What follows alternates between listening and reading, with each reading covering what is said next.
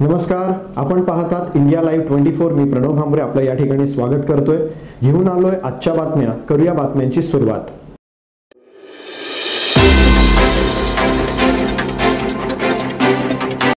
अखिल भारतीय छावा संघटनेच्या वतीने मंगळवेढ्यातील कार्यकर्त्यांनी विविध मागण्यांसाठी प्रांत कार्यालयावर मोर्चा काढला।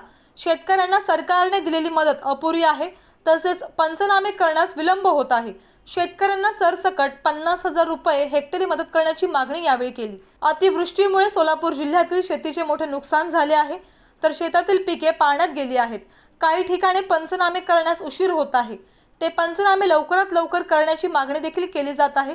तसेच राज्य सरकारने शेतकऱ्यांना दिलेली मदत अपुरी असून सरसकट हेक्टरी 50,000 रुपये मदत करण्याची मागणी आहे। तसेच महिला बचत गटाचे 8 महिन्यात कोरोनामुळे नुकसान झाले असून त्यांचे सुद्धा कर्ज माफ करण्याची मागणी केली। यावेळी जिल्हाध्यक्ष प्रवीण घाडगे यांच्यासह महिला आणि छावा संघटनेचे पदाधिकारी उपस्थित होते। आज मंगळवेढा प्रांत कार्यालयावरती अखिल भारतीय छावा संघटनेच्या वतीने महिलांचा व शेतकऱ्यांचा मोर्चा या ठिकाणी आलेला आहे। मोर्चाचं कारण महिला बचत गटाचं जे काही 8 महिन्याचं जे कर्ज आहे कोरोना काळातलं, ते कर्ज या ठिकाणी माफ झालं पाहिजे ही प्रामुख्याने मागणी आहे। आणि गेल्या काही दिवसांमध्ये पावसानं जो हाहाकार माजवला आणि शेतकऱ्यांचं जे नुकसान झालेलं आहे, त्या शेतकऱ्यांना सरसकट 50,000 रुपये हेक्टरी मदत राज्य सरकारनं केली पाहिजे।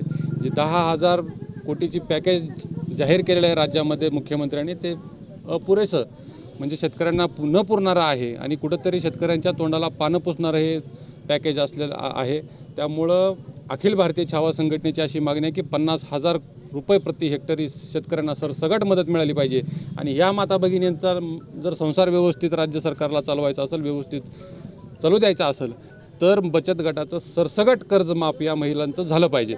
नाही झालं प्रशासनाच्या वतीने किंवा शासनाच्या माध्यमातून जर हे कर्ज माफ नाही झालं, तर छावा संघटना आपल्या स्टाईलनं या माता भगिनींचं कर्ज माफ करून दिल्याशिवाय राहणार।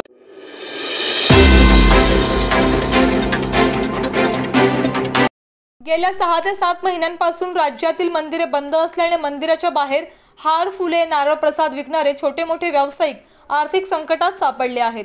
मात्र व्यवसाय बंद असले तरी सरकारने व्यावसायिकांना घरपट्टी, पाणीपट्टी तसेच व्यावसायिक करात कुठेही सवलत दिलेली नाही। सर्वच व्यवसाय येणाऱ्या भाविकांवर अवलंबून आहेत। मात्र मंदिरच बंद असल्याने व भाविकही येत नसल्याने मागील 8 महिन्यांपासून सर्वच व्यवसाय बंद आहेत। असे असले तरी सहकारी पतसंस्था, बँका आणि खासगी वित्त संस्थांनी कर्जाच्या वसुलीसाठी सुरू केलेल्या तगाद्यामुळे छोटे मोठे व्यावसायिक, पथविक्रेते दुहेरी आर्थिक संकटात सापडले आहे। यामुळे मंदिर परिसरातील छोट्या मोठ्या व्यावसायिकांवर उपासमारीची वेळ आली आहे।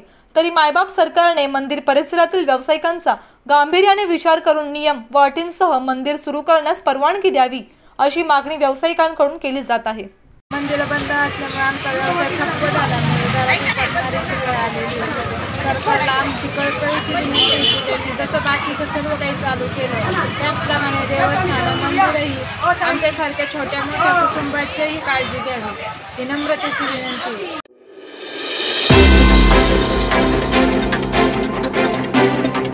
महाराष्ट्र आणि गोवामध्ये 4 चाकी वाहनाच्या काचा फोडून कारमध्ये लॅपटॉप चोरणाऱ्या टोळीला पिंपरी चिंचवड पोलिसांनी अटक केली आहे।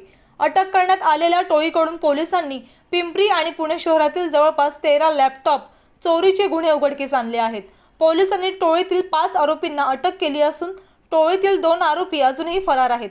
त्याचबरोबर अटक केलेल्या टोळीकडून पोलिसांनी 12,77,620 रुपयांचे 18 लॅपटॉप जप्त केले आहेत।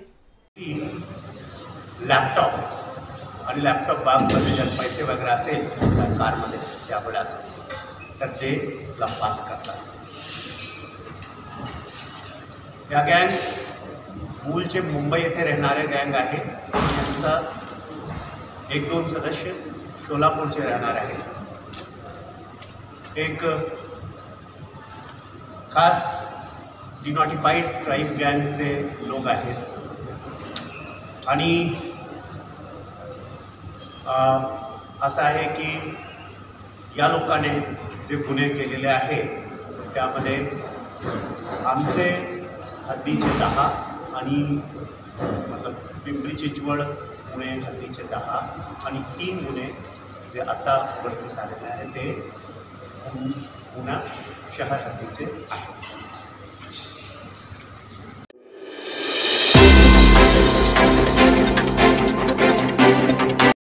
जामनेर शहरात प्रत्येक वॉर्डात घाणीचे साम्राज्य आहे. याबाबत जामनेर तालुका राष्ट्रवादी काँग्रेस पार्टीच्या वतीने शहरातील कचरा गोळा करून नगरपालिका आवारात फेकण्यात आला.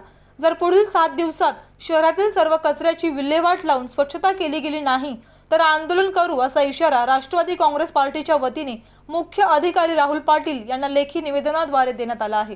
राष्ट्रवादी काँग्रेस पार्टीतर्फे नगरपालिकेत कचरा फेकून आंदोलन करण्यात आले. यावेळी किशोर पाटील, राष्ट्रवादी काँग्रेस विधानसभा क्षेत्रप्रमुख पप्पू पटेल, शहराध्यक्ष संदीप हिवाळे, विनोद माळी, प्रभू झालटे, गोपाल पाटील, भूषण पांढरे यांच्यासह राष्ट्रवादी काँग्रेस पार्टी पदाधिकारी व कार्यकर्ते उपस्थित होते. आंदोलन करण्यात आलं. मित्रांनो, 6 ते 8 महिन्यापासून या देशामध्ये कोरोना सदृश आजारामुळे लोक हैराण झालेले आहेत. हे असताना या महिनाभरापासून या जामनेर शहरामध्ये नव्हे तर तालुक्यामध्ये डेंग्यू सदृश असे पेशंट या ठिकाणी आपल्याला दिसून येत आहेत. नगरपालिकेचं या जामनेर शहरामध्ये कुठलंही काम नाही.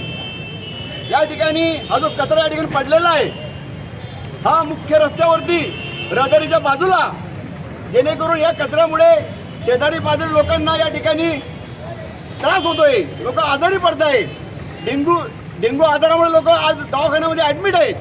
एवढं असताना यांना आम्ही अनेक वेळा निवेदन दिलं, यांना अनेक वेळा आम्ही सांगितलं, परंतु या नगरपालिकेला कुठल्या प्रकारची जाग येत नाही. जामनेर शहरातील स्वच्छतेबाबतीत आज राष्ट्रवादी काँग्रेस पार्टी जामनेर शहर यांच्याकडून निवेदन प्राप्त झालेलं आहे. त्यांची तक्रार आहे की शहरामध्ये स्वच्छता होत नाही. जामनेर नगरपालिकेच्या एकूण 12 घंटागाड्या आहेत. प्रत्येक वॉर्ड वाईज आपण घंटागाड्या नेमलेल्या आहेत आणि संध्याकाळी देखील जो मार्केट एरिया आहे, आठवडे बाजारचा जो परिसर आहे, तेथे देखील 2 टाईम स्वच्छताही केली जाते. तरी त्यांच्या निवेदनानुसार काही भागामध्ये जर कचरा असेल तर त्याचा नगरपालिकेमार्फत त्वरित आरोग्य विभागामार्फत त्वरित सर्वे करू आणि त्या सर्वेअंती जिथे तक्रार असेल ते तक्रारीची आपण तात्काळ निवारण नगरपालिकेमार्फत करण्यात येणार आहे.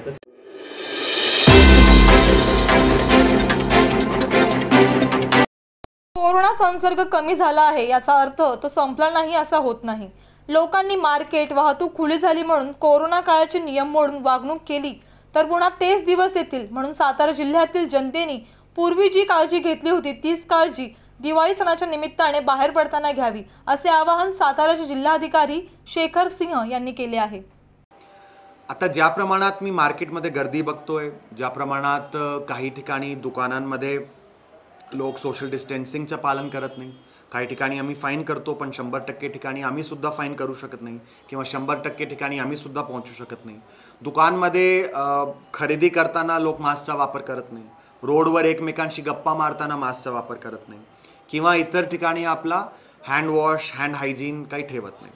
तर माझ्या सर्वांना, तुम्हाला साताऱ्याच्या जिल्हावासियांना माझी सर्वांना विनंती आहे, थोडं तुम्हाला खबरदारसुद्धा मला करायचं आहे की जर आपण आत्ता खबरदारी घेतली नाही, मी माझी मागची व्हिडिओमध्ये सुद्धा सांगितलं होतं, तुम्हाला जर आता वाटत असेल की खूप खबरदारी आपण 7-8 महिन्यापासून घेतली आहे, आत्ता काही खबरदारी घ्यायची गरज नाही, केसेस आत्ता कमी येत आहे, खूप काही टेन्शन घ्यायची गरज नाही, तर तसा काही मुद्दा नाही आहे.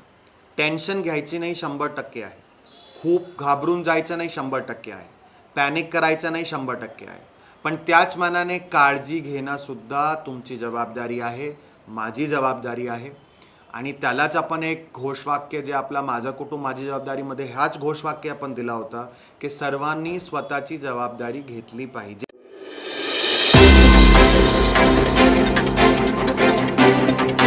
गोंदिया जिल्ह्याच्या सालेकसा तालुक्यातील निसर्गरम्य वनाने नटलेल्या भागात ब्रिटिशकालीन हाजरा फॉल धबधबा वसलेला आहे. मात्र कोरोनामुळे हा धबधबा गेल्या 7 महिन्यांपासून बंद असल्याने पर्यटकांची निराशा झाली होती. तर धबधब्यातील पर्यटनावर परिसरातील नागरिकांचा उदरनिर्वाह चालत होता.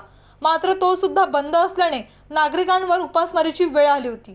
त्यामुळे शासनाने धबधबा पर्यटनासाठी सुरू करावा अशी मागणी स्थानिक नगरसेवक व वन व्यवस्थापन समितीने केली होती.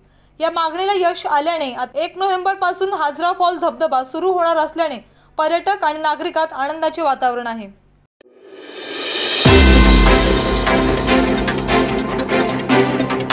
शाहूवाडी तालुक्याच्या सावे येथील एका 55 वर्षीय वयाच्या नरधमाने 3 वर्षाच्या बालिकेवर लैंगिक अत्याचार केल्याची संतापजनक घटना घडली आहे।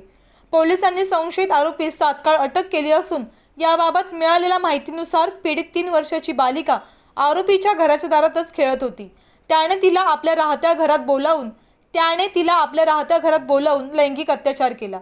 ही घटना पीडित मुलीच्या आईच्या निदर्शनात आल्यानंतर तिने शाहूवाडी पोलिसात गुन्हा दाखल केला।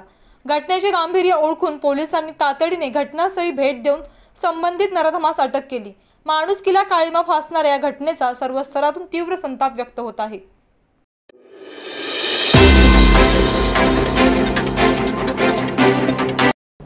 आजच्या बुलेटिनमध्ये इतकंच। घेतोय रजा। धन्यवाद।